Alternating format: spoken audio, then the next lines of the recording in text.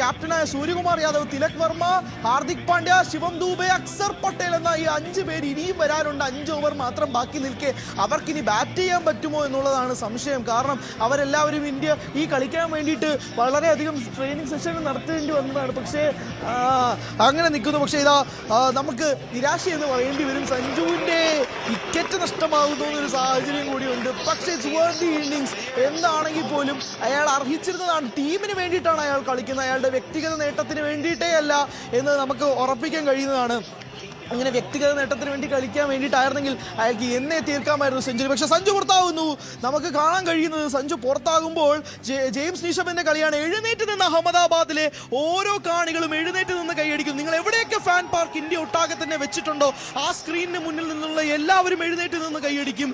ഇവിടെ നിങ്ങൾ ടെലിവിഷൻ സ്ക്രീനിൽ നിന്ന് ഓരോ വീട്ടിൽ പോയി ക്യാമറ ദൃശ്യങ്ങൾ പകർത്തിയാലും എഴുന്നേറ്റ് നിന്ന് കൈയടിക്കും. മൊബൈൽ സ്ക്രീനിൽ നിന്ന് ആര് കണ്ടുകൊണ്ടിരുന്നാൽ പോലും അവരും എഴുന്നേറ്റ് നിന്ന് കൈയടിക്കും.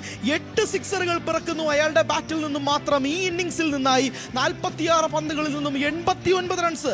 കഴിഞ്ഞ മത്സരത്തിൽ എടുത്ത അതേ റൺസ് 89 എന്ന ഇംഗ്ലണ്ടിനെതിരെ അടിച്ച അതേ റൺസുമായിട്ടാണ് സഞ്ജു പുറത്തേക്ക് പോകുന്നത്.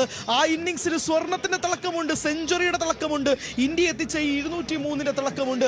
2 വിക്കറ്റിന്റെ നഷ്ടത്തിൽ 15.1 ഓവറിൽ 203 എത്തി നിൽക്കുമ്പോൾ അയാളുടെ വ്യക്തിഗത നേട്ടത്തിന് വേണ്ടിയിട്ടാണ് സെഞ്ചുറി അടിക്കാൻ വേണ്ടി ശ്രമിച്ചിരുന്നെങ്കിൽ 11 റണ്ണ് മാത്രമാണ് അകലെ. 30 പന്ത് ഇനിയുമുണ്ട് ഇന്നിംഗ്സിനായി. തട്ടിയും മുട്ടിയും സിംഗിളും അടിച്ചുകൊണ്ട് അയാൾക്ക് പോയാൽ മതി. പക്ഷേ അയാൾ ടീമിന് വേണ്ടിയിട്ടാണ് കളിക്കുന്നതെന്ന് അയാൾക്ക് നല്ല ബോധ്യമുള്ളത് കൊണ്ട് തന്നെ ആ ഇന്നിംഗ്സിന് സെഞ്ചുറിയുടെ തിളക്കം കോച്ച് ഗൗതം ഗംഭീറും ക്യാപ്റ്റൻ സൂര്യകുമാർ യാദവും നമ്മൾ കണ്ടുകൊണ്ടിരിക്കുന്ന 140 കോടി ജനങ്ങളും കൊടുക്കുന്നത് കൊണ്ട് തന്നെ അയാളുടെ 89നും സെഞ്ചുറിയുടെ തിളക്കമുണ്ട്. കഴിഞ്ഞ മത്സരത്തിന്റെ 89നും സെഞ്ചുറിയുടെ തിളക്കമുണ്ട്. അയാൾ നോട്ട് ഔട്ടായ 97നും സെഞ്ചുറിയുടെ തിളക്കമുണ്ട്. അയാൾ വിയർപ്പ് തുന്നിയിട്ട കുപ്പായമാണ്. അത് വിട്ടുകൊടുക്കാൻ അയാൾ തയ്യാറാകുന്നില്ല എന്ന് അയാളുടെ SG ബാറ്റിൽ നിന്നും വീണ്ടും അയാൾ വിളിച്ചു പറയുന്ന കാഴ്ച. 3 ഇന്നിംഗ്സുകളിലായി 50+ എന്നൊന്നും പറഞ്ഞ് കുറയ്ക്കല്ലേ, 80+ എന്ന് ഉറക്കെ വിളിക്കാം. അയാളുടെ 3 ഇന്നിംഗ്സുകൾ എന്ന് തന്നെ വിളിക്കണം. 97, 89, 89.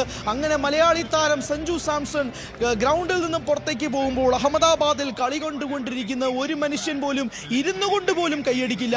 എഴുന്നേറ്റ് നിന്ന് അയാൾക്ക് നിറച്ചിരികളോടെ, സന്തോഷത്തോടെ, ആനന്ദ കണ്ണീരോടെ അയാളെ ഗ്രൗണ്ടിൽ നിന്നും പറഞ്ഞു വിടും. ഡ്രസ്സിംഗ് റൂമിൽ അയാളെ കെട്ടിപ്പിടിച്ചുകൊണ്ട് ആഹ്ലാദിക്കും ക്യാപ്റ്റൻ. കോച്ച് ഗൗതം ഗംഭീർ പറയും, ഞാൻ പ്രതീക്ഷിച്ചതിനും അപ്പുറം നീ എനിക്ക് അവസാനത്തെ 3 കളികളിൽ നിന്നും തന്നു. ഇനി ഞാൻ നിന്നെ ചിന്തിക്കത്ത് പോലുമില്ല നിന്നെ ടീമിൽ നിന്നും ഡ്രോപ്പ് ചെയ്യാൻ. കാരണം നിന്നെ ടീമിൽ വേണമെന്ന് ഏറ്റവും കൂടുതൽ ആഗ്രഹിച്ചത് കോച്ച് ആവുന്നതിന് മുമ്പേ ഞാനാണ്. 2020 ഞാൻ പറഞ്ഞൊരു വാചകമുണ്ട്, നിന്നെ ടീമിൽ നീ കളിച്ചില്ലെങ്കിൽ നഷ്ടം ടീമിനാണ്, നിനക്കല്ല എന്ന്. അതുകൊണ്ട് നിന്നെ ഞാൻ ടീമിൽ നിന്നും ഒഴിവാക്കില്ല എന്ന് ഗംഭീർ ആ കണ്ണുകളിലൂടെ സഞ്ജുവിന് മറുപടി പറയുമ്പോൾ ഇന്ത്യക്ക് 2ാമത്തെ വിക്കറ്റ് നഷ്ടമാകുന്നു. 15.3 ഓവർ പൂർത്തിയാകുമ്പോൾ 203 റൺസിൽ.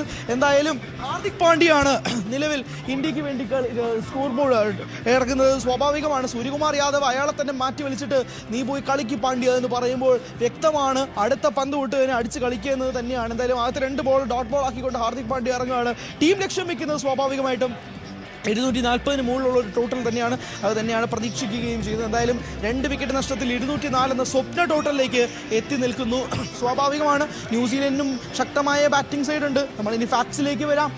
ഫിന്നലനും ടിം സൈഫേർട്ടും തമ്മിൽ നടത്തിയ ഒരു പോരാട്ടം, സൗത്ത് ആഫ്രിക്കയ്ക്കെതിരെ അവർ നടത്തിയ ഒരു ഇന്നിങ്സ് അതിഗംഭീരമായ ഇന്നിങ്സ് തന്നെയായിരുന്നു.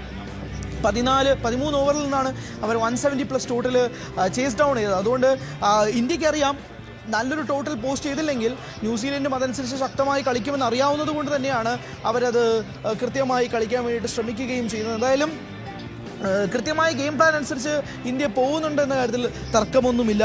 16 ഓവറുകൾ അടുപ്പിച്ച് നിൽക്കുമ്പോഴേക്കും ഏകദേശം 204 റൺസിലേക്ക് ഇന്ത്യ എത്തി നിൽക്കുന്നു. എന്തായാലും സ്വാഭാവികമാണ്, പ്രതീക്ഷിച്ചതുപോലെ തന്നെ പോകുന്നു. പക്ഷേ എന്തായാലും സഞ്ജുവിൻ്റെ മാജിക്കൽ ഇന്നിങ്സ്, അഭിഷേക് ശർമ്മയുടെ തിരിച്ചുവരവ്, ഇഷൻ കിഷൻ നോട്ട് ഔട്ടായിട്ട് തുടരുന്നത് എല്ലാം ഇന്ത്യക്ക് ഏറ്റവും കൂടുതൽ ഹോപ്പ് നൽകുന്ന കാര്യമാണ്.